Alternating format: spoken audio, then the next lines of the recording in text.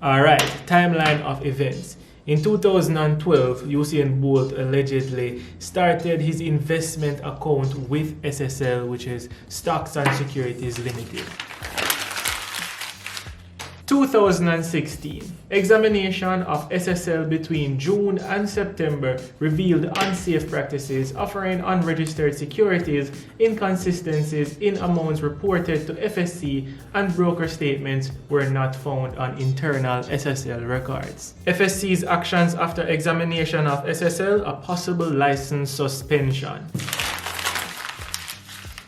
In 2016 again, the FSC staff were also unable to confirm the value of funds in clients' bank accounts. SSL flagged by FSC for culture of non-compliance and mismanagement of client funds. August 2022, SSL aware of the fraud by employee, but they are not aware of the magnitude or which clients were affected by this fraud of the employee.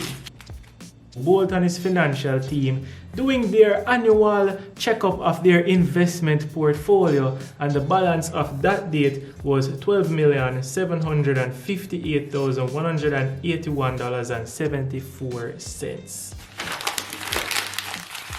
January 12, 2023, headline says, millions missing from Bolt's account at SSL. Millions in the US dollar figures. January 12, 2023, FSC implemented enhanced oversight for SSL. SSL can conduct business, but with supervision and approval of FSC. January 16, 2023, FSC appoints auditor for SSL. January 17, 2023, Bolt gives statement and requests missing funds in 10 days from SSL. Man give an ultimatum, I want my money now. January 17, 2023, FSC assumes temporary management of SSL. January 18, 2023, FSC has a live conference, but no real answers because of temporary investigations. January 19, 2023, the FSC Executive Director resigns. Before we go into the video, I must sympathize with the investors because it's not easy. You're saving up all your money, you're investing for your retirement fund, and then somebody just whoops and take it away like they earned it. It's hard, and I can only imagine what you're going through. Yes, people might say Bolt rich and Bolt can afford to lose that money. Yo, nobody don't want to see their wealth or see their money just taken away from them just because they can afford it. They worked hard for it. Plus, we all know where Bolt come from. We know his upbringing. We know that he would fight for his money. And just to see somebody take it away like that, yo, just because I'm rich, it doesn't justify what they have done. And also, for the other people who were affected, Jaja, maybe some sleepless nights, you feel like your life will go over, because for some people, that may be their life savings. So all I can say is, sorry for the loss, and I hope you guys get some resolve. So the point of this video is just to share awareness, share steps, and maybe even tips of how you can prevent something like this from happening to you. I'm sure that a lot of investors are scared right now, and maybe even some who wanted to come to the market decided, yo, a mattress I do it, like, I'm not even gonna go bank, not even gonna invest my money, mattress to my thing. But there are safe ways to invest, and there is safe ways to store your money and have some safeguard, lock and key on your investments, so it could lessen the risk of this happening to you. But before I go there, let me just explain who are the major players in this scenario. Who is the FSC? The Financial Services Commission regulates non-deposit taking institutions. Institutions such as insurance companies, pension funds, and brokerage firms. So simply put, the FSC protects us as investors by making sure that the brokerage firms or the institutions that we use follow the rules and have their customers or their investors' well-being as their priority. Now, who is SSL? Reading it from what is left from their website, Stocks and Securities Limited. We were incorporated in 1973 and our business operations commenced in 1977 primarily as a brokerage, focusing on Jamaica stock trades as we built our client base over time. As a member and dealer of the Jamaica Stock Exchange. In 1996, we added a securities dealer license to our portfolio to permit us to deal securities in Jamaica. We are solely focused on money management and creating financial security and independence for Jamaicans and their families by understanding their income, expenditure, their risk, and financial goals in life. Now, according to articles, Usain Bolt trusted this firm to handle his retirement fund. He started the account in 2012 and he hasn't withdrawn any money from the opening of this account. It was alleged that he deposited $6 million US, 6 to 10 million US, and it was valued at $12 million US, approximately $12 million US, as of October 31st, 2022. So it's no shocker that he was surprised to see that on January he saw $12,000 US in his account. That's what the article says. So imagine coming from $12.7 million US to $12,000 US. Let me put it in Jamaican terms. He's coming from approximately 2 billion Jamaican dollars to around 1.5 or 1.7 million Jamaican dollars. Now down to the purpose of this video. What barriers or what steps can I put in place to ensure or to at least make it harder for this situation to happen to me? Since this one hits home and it could actually happen to me, and it is something that I've never thought about before, I had to make a list of some things that I think that I will do now to make it harder for situations like this to happen. First on my checklist is that I want to open more than one brokerage account. As them said, if you have all your eggs in one basket, then when that basket drop, all your eggs in broke. So I'm going to have more than one brokerage account to diversify my portfolio from risk. And most of the times when people talk about diversity, they always think that you should have more than one stock. Diversity in this case is just to have my stocks in different portfolios so that if one goes down, it's not the end of the story. I at least have some other portfolios or some other accounts with money in it. And I do the same thing with my money that I receive when I get my paycheck. I get it in one bank and I send it to the next, and I send the expense to this account, and I send the savings to this account, and I send the investing to this account. So I'm going to do the same thing with my stocks portfolio. I'm going to have stocks in different brokerage accounts to diversify my risk. Second on the checklist, and it is something that I currently do, so I'm going to do it even more, is that I'm going to continue to track my portfolio and manage it by myself by using apps such as My Money JA, Excel sheets, or just checking in every day on my moneyline portfolio. By managing it manually by myself, I can cross-reference what I have physically at home to what is on the brokerage website to make sure that it adds up. So whenever I make a sale, whenever I buy something, whenever I transfer money, and to see if I get the correct amount of units that I bought at the price that I bought them at. Thirdly, I'm going to turn on notifications on everything. Whether I make a purchase, whether I make a sale, whether I transfer money, any discrepancies in the account, I'm going to turn on notifications. And that's a good thing. I'm not sponsored by them, but that's a good thing by using JMMB moneyline. I can turn on notifications whenever there's a transaction in my account. So I can usually get a notification by email, by phone, and by text. So yeah, those are the ways that I can get notification, and I can select them in the JMMB moneyline whenever I'm going to do a transaction. The good thing with brokerages like those two is that you can check your statements whenever. You don't have to wait to get your statements from your broker. You can just go on the platform and download the statements. You can also buy and sell whenever you want. You don't have to call somebody or email somebody to say, buy this for me. So that's just one more security step for me, and I will continue to do that and try to use more notifications. What I really should start to do now, and that's fourth on my list, is to download and review my statements weekly or monthly. I don't make it a habit to review my statements because you just trust the system and know that everything is all right. But no, you have to go through it and actually be your own wealth advisor and look through your statements to make sure that everything matches up. All transactions that you made are what you actually made and not what somebody else executed. Make sure that the correct amount that you made in the transaction or requested is actually what is on the statement and what is actually in your account. Fifth on the list, and that's how it is right now, I will be the sole authorizer on my account.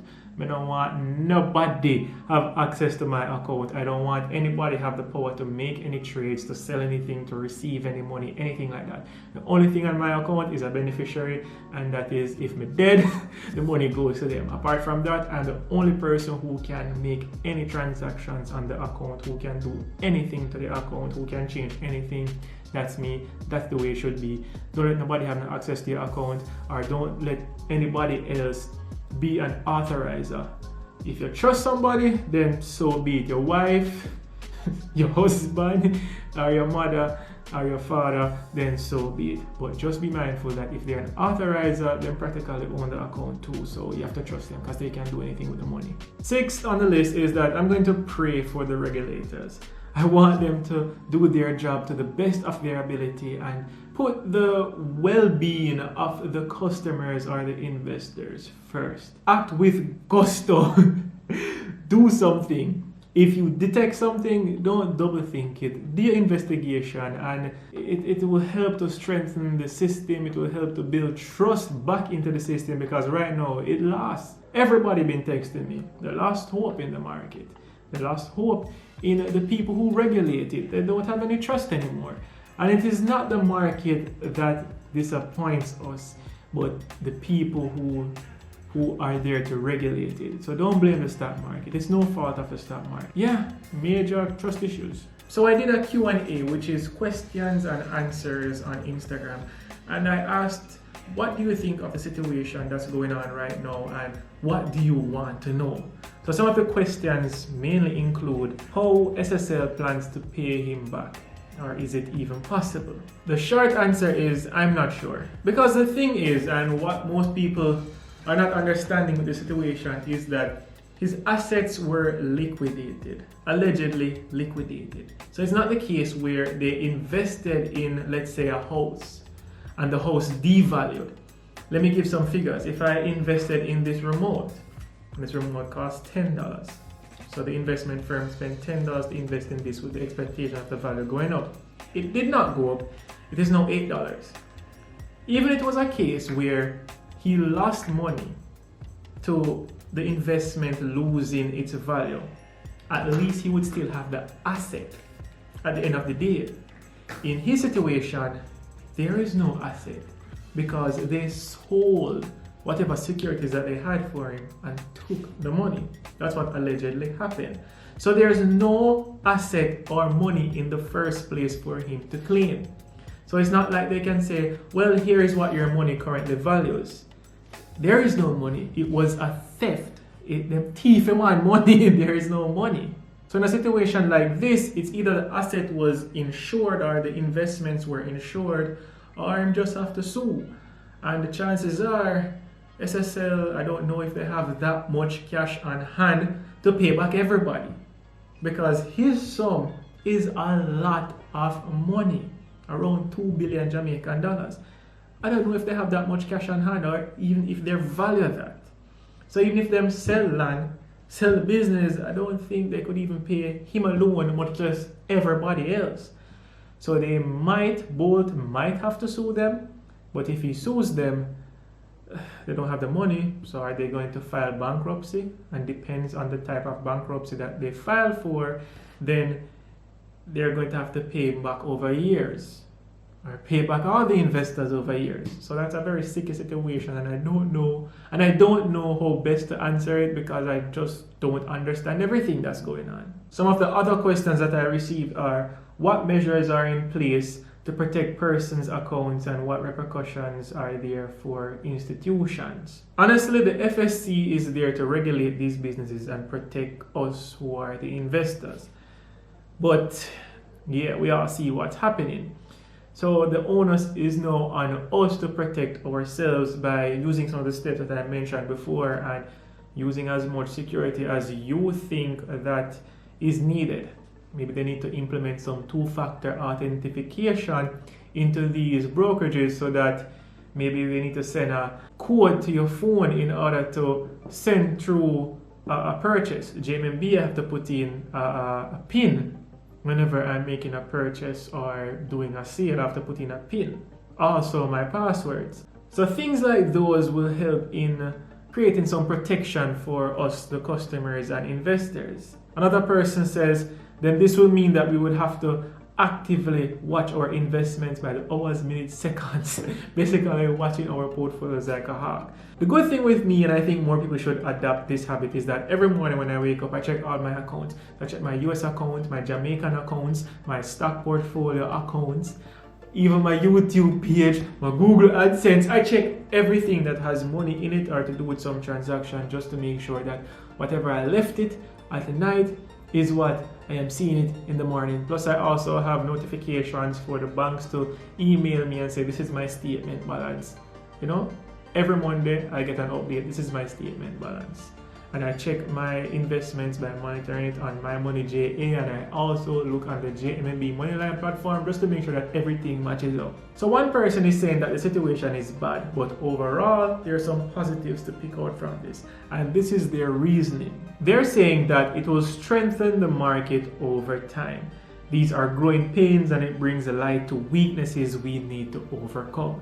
So regulators can see this and know that, oh, we need to put things in place so this doesn't happen again. Investors can now know what they need to do to manage their money better. So overall, I think this will build stronger investors and it will put the knowledge out there for people who actually want to use it.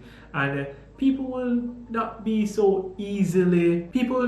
easy targets again going on into the future with this in their heads, if they choose to use the information properly. Some people are asking what legal actions are going to be taken towards SSL, and to me, with my limited knowledge, I think that the only legal action that can come out of this is suing, because I don't know if they have the cash on hand to pay back. So suing, maybe some people get fired, some people resign.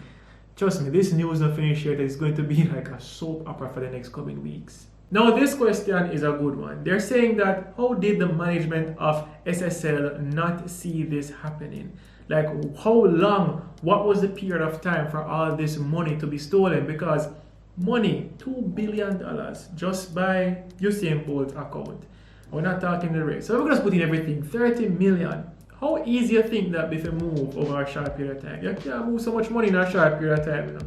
It needs to be over a long period of time. So how did this get past management? Because if she's just a normal wealth advisor, and by the way, when she released her statement, she basically didn't have nothing to do with bold money. So other people in there, it's looking like other people in that institution are stealing also. It clearly can't happen over the space of when they actually saw the statement in October at $12 million. To January at $12,000. Like, it's hard to move so much money.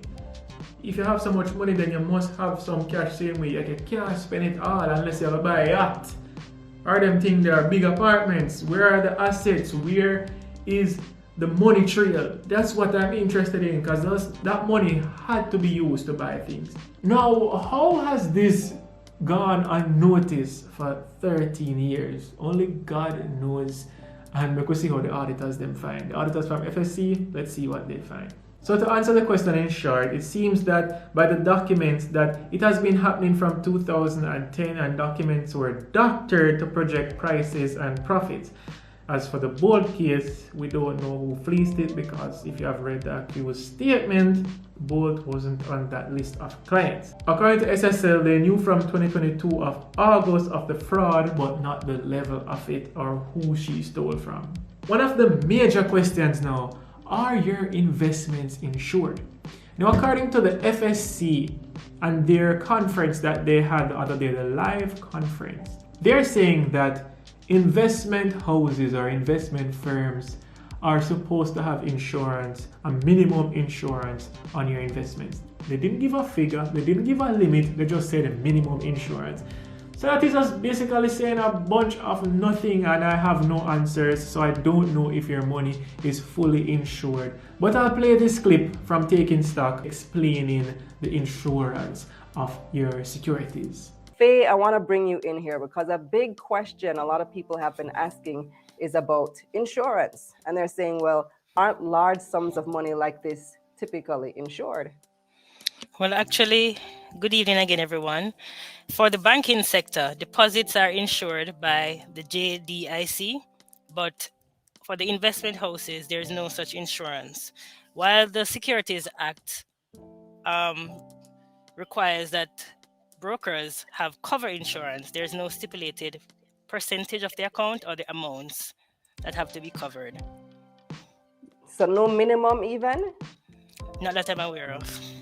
Wow. Well, I'm going to ask your opinion here. Do you think that it should be, that there should be? It's definitely something that the industry may have to look into, because you know that confidence in the industry is what drives the industry. So without that confidence from investors, we won't have jobs. There's nothing to do. So it's definitely something that the industry will have to look into for the future. The thing that is causing confusion with people when they're talking about is the money insured is that they're confusing, I think, the FSC with the Jamaica Deposited Insurance Company, which is JDIC for short. Now, JDIC insures deposit-taking institutions, banks. So if you have your money in a bank account, JDIC insures up to 1.2 million of that. So if you have 1.2 million in a bank account, and it's gone by theft, that is insured and you get back your money. Now for my final thoughts. Will I continue to invest? The answer is yes. To me, investing is still the best option out there for your money. Think of it this way. If your money is in the bank, it can still be stolen, which is the case that happens here. Your money loses value to inflation. So your money won't get more in a savings account. It will lose value over time. And investing is one of the only things out there that shows, that is proven to add value to your money over time if done properly. Your money can actually grow. And now with instruments out there such as bonds, the Mayberry bond the other day, you're getting 12% on your money. That's a lot. So for me, investing, I will continue to do it, and I will continue to believe in it, and I will continue to share my experience and try to educate whoever I can educate along the way. I'm not forcing you, I'm not telling you, this is not financial advice because I am not an advisor. I'm just a guy on YouTube sharing his financial journey. But at the end of the day, if investing works for me and I know that something is working, I'm going to share it, and I'm not going to force you to follow. I'm just going to provide the information, and it's up to you to do what you want to do. And this is the magnitude of the news. Everybody is talking about it. Even people who have never heard about investing talking about it. This news is international. And we think that it's a small matter just because it's affecting financial markets. But financial markets run countries. And that is the magnitude of this problem. It's beyond our country. It is something that will maybe cripple our financial markets because people won't invest. People won't put money in banks. People are scared.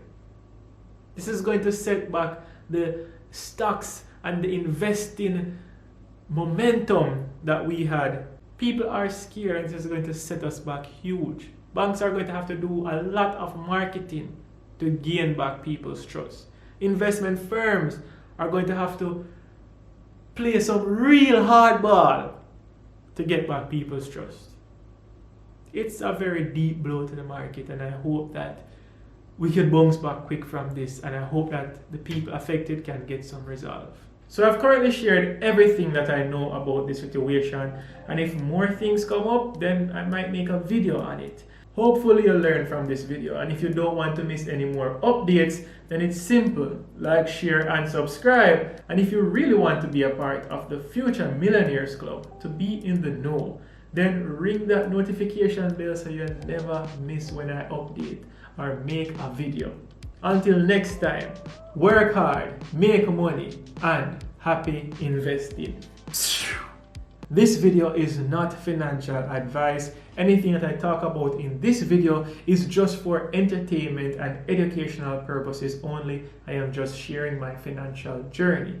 So don't buy what I buy, don't buy what I talk about, and don't take this as me giving advice as to which stocks that you should buy. This is only for my research purposes and entertainment. Enjoy the video.